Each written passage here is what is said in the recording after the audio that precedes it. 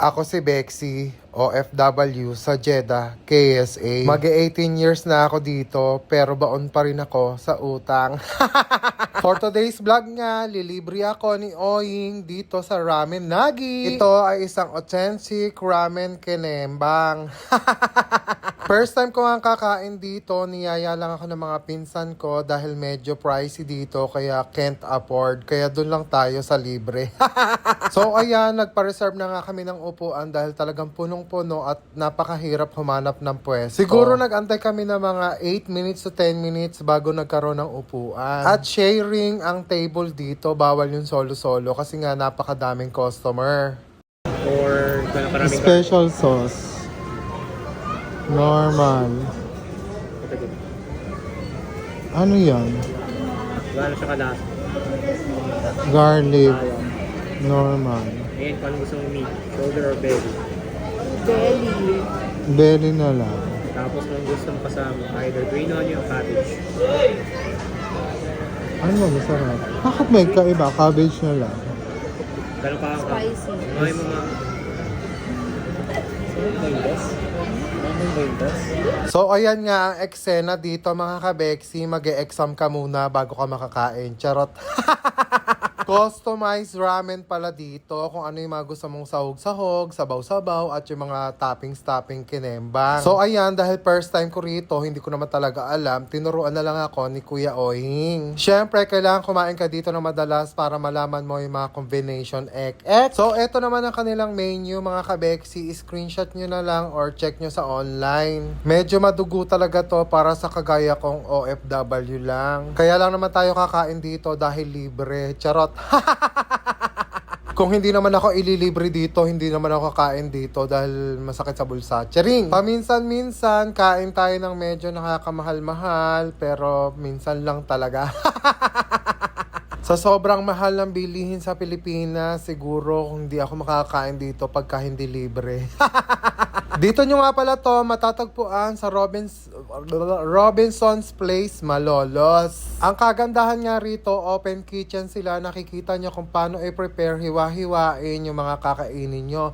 At nakakasigurado kayo talagang malinis. Dahil kung hindi malinis yan, alam nyo na, sisiraan ko yung negosyo nyo. Charot.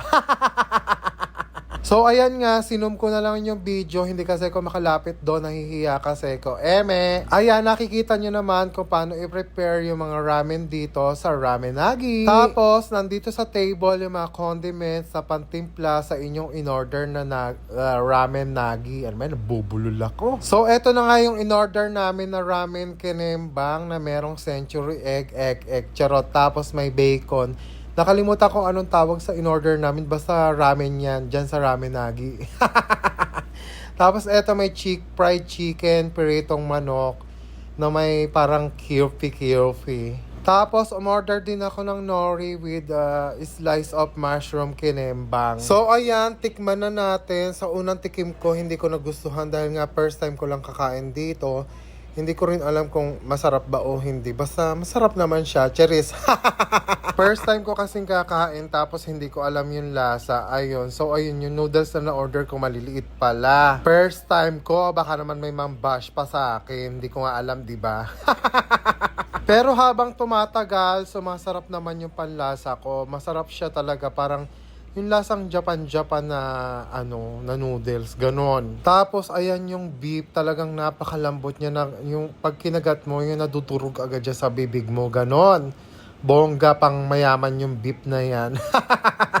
Natatakot nga ako baka pagkatapos kong kumain meron ng galis yung lalamunan ako dahil nakakain ako ng pang mayaman. Charot. Tapos ayan, kinurot ko na yung yung nori. Syempre, kunwari, dunong-dunungan tayo, kinaukaw ko. Pero hindi ko naman talaga alam kung paano kainin yan. So, ganyan na nga yung eksena. Pinatong ko lang yung nori dyan. Kunwari, inipit-ipit ko. Pero hindi ko alam kung iipit ko pa yung noodles or kakainin ko ba siya ng buo. Dito kasi sa Saudi, yung mga kinakainan naming ramen, yung noodles nila, yung yung luto na, hindi yung ganto na fresh noodles. Kaya ang hirap ikumpara ng noodles dito sa Saudi at saka yung dito sa Pilipinas na fresh tsaka yung instant kinembang. At ayan nga, overall sa ratings natin, ang restaurant ay nakaka-Japan-Japan, maganda, aesthetic, kineso. Tapos yung mga crew, mga mababait naman at willing to help naman sila kung hindi mo alam yung orderin mo. Ayan, tinuturo nila, ganon. Tapos yung rate ko sa ramen noodles ay 9/10. I-try nyo na din kumain dito mga kabeksi para ma-experience nyo rin yung Japan-Japan eklaboom nila. Hanggang dito na lang. Thanks for watching mga kabeksi. Please don't forget to follow my page, share and like my videos. Bye! Thank you, Kuya Lawrence!